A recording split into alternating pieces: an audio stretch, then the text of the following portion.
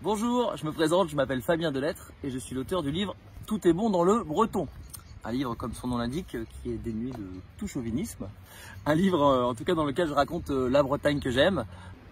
Alors c'est un livre illustré dans lequel je raconte avec humour et un maximum d'autodérision les histoires bretonnes, les expressions, les proverbes, tout ce qui fait que notre région est une région à part avec des gens uniques au monde.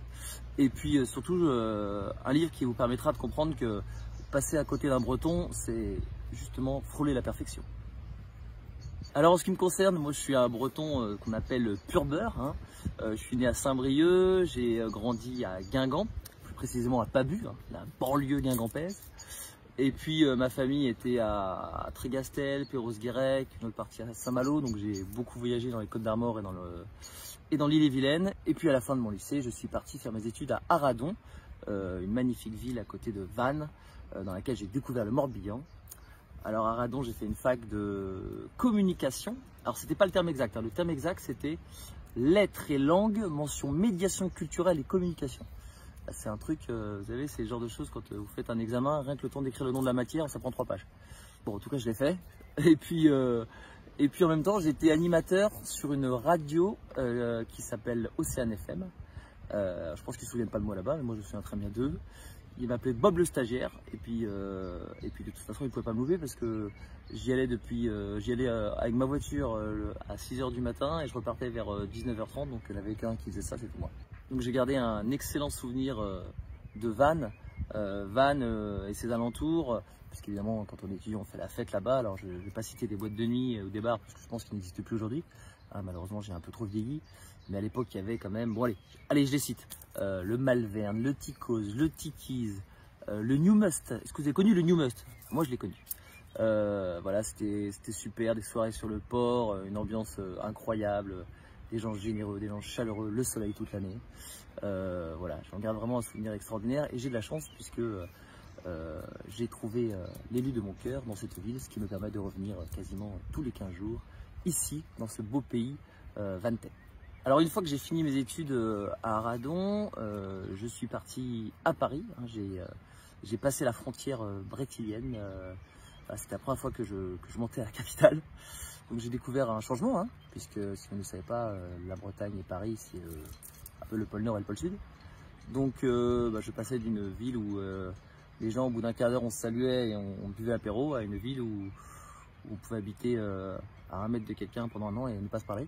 Donc ça m'a fait un peu bizarre, mais bon, je m'y suis fait. Mais en tout cas, je suis arrivé là-bas avec ma rage de breton et donc avec une envie folle de réussir et de découvrir un métier qui m'excitait beaucoup. L'univers de la télé et de la radio. Et d'ailleurs, c'est comme ça que je suis allé un petit peu dans les rues. Je suis allé me présenter devant les bâtiments des chaînes de radio et de télé pour essayer de croiser des animateurs. D'ailleurs, je me souviens, j'avais utilisé un moteur de recherche qui s'appelle Google, je ne sais pas si vous connaissez, dans lequel j'avais tapé toutes les adresses, TF1, France 2, France 3, Canal+, Fun Radio, Énergie, tout ça, pour retrouver les endroits, les découvrir avec mon plan de Paris. Et puis dans la rue, j'attendais les stars pour essayer de leur parler, leur expliquer mon cas. Et puis c'est comme ça qu'il y a donc 16 ans, si je ne dis pas de bêtises, que j'ai arrêté dans la rue un animateur qui n'est pas très connu à l'époque, mais qui est un peu plus connu aujourd'hui, qui s'appelle Cyril Hanouna. Et puis je lui ai dit voilà, je joue carte sur table, hein, je viens de Guingamp, je n'ai rien fait d'autre à part regarder les matchs au stade de Bureau d'Euro. Mais je suis à fond et j'ai vraiment envie de réussir dans ce milieu, ça m'intéresse énormément. Et puis ça l'a fait, on a attaqué ensemble à 2 à l'époque, hein, avant qu'il devienne multinational. Et puis on s'est suivi comme ça très longtemps, je lui écrivais ses blagues. Oui, parce qu'il faut savoir que les gens ne savent pas forcément, mais dans le milieu de la télévision, il y a ce qu'on appelle des auteurs, dont je fais partie. On est chargé d'écrire en fait des blagues, des sketchs, de préparer des émissions en fait pour les animateurs, ce qui leur permet eux de briller encore plus, sachant qu'ils ont déjà beaucoup de talent à la base évidemment, mais voilà, ça leur permet surtout d'arriver 5 minutes avant le plateau et puis tout est réglé. Ça faut pas le dire.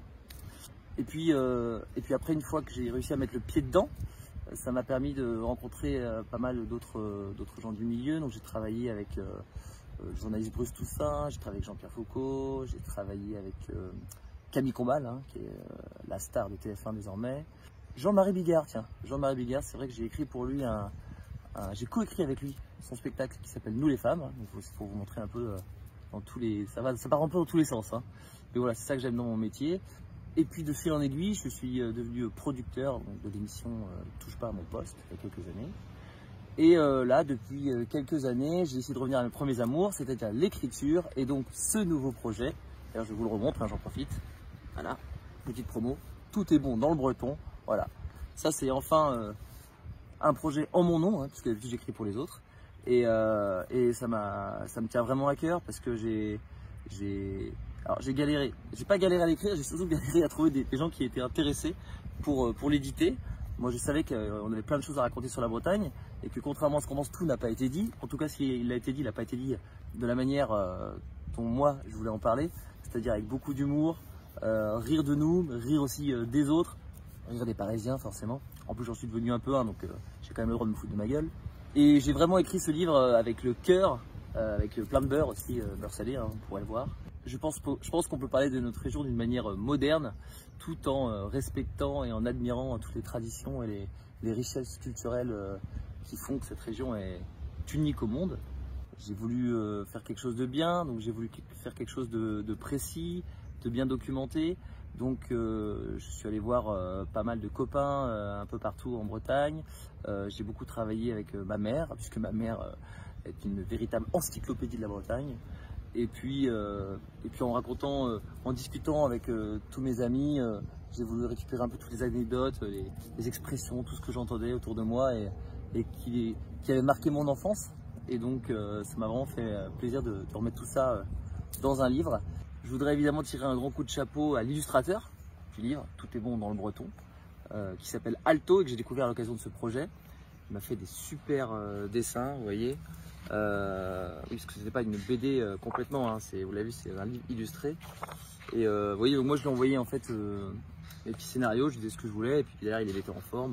Vous apprendrez plein de trucs parce que moi-même j'en ai appris un gros paquet en prenant le temps de m'intéresser à chaque région, à chaque ville, à chaque expression, des expressions qu'on utilise en Bretagne et dont on ignore les origines et souvent c'est très très drôle. Alors c'est vrai que si vous me suivez sur les réseaux sociaux, vous aurez du mal à passer à côté de ma promo, hein, puisque ça fait un mois et demi que je bombarde tous les jours de blagues, d'extraits du livre.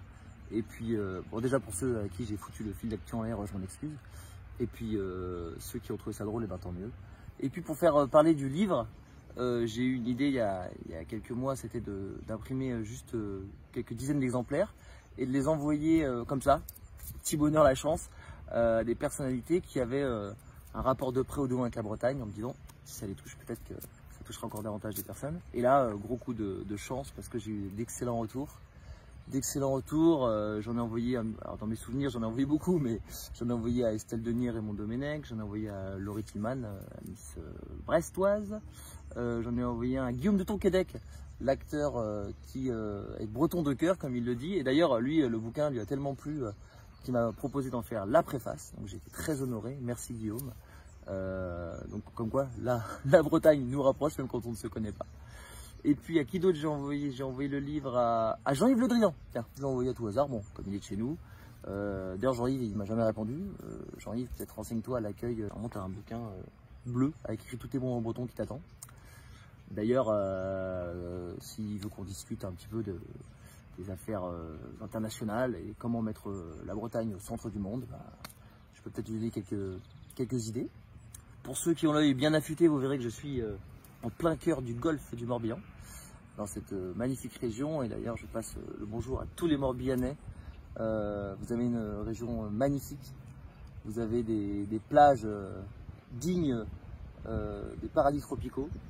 Vous avez une mer, j'allais dire chaude, bon, vous avez une mer tiède, mais comme on dit, une fois dedans, elle est excellente. Et puis, et voilà, et voilà, je suis très heureux de pouvoir passer beaucoup de temps ici. Je suis très heureux de pouvoir venir me balader dans le coin dès que je le peux. Et puis, donc voilà, un petit coucou quand même aux valseuses de Vannes, avec Jojo. Allez-y de ma part, il vous paiera un coup. Comme ça, si vous êtes 200 000 à voir cette vidéo, bah, il paiera 200 000 coups, ça lui fera bien les pieds. Puis je finirai en disant un grand merci aux médias Vannes Bretagne Sud d'avoir accordé cette interview voilà, en pleine nature. Hein. Je rappelle, tout est bon dans le breton.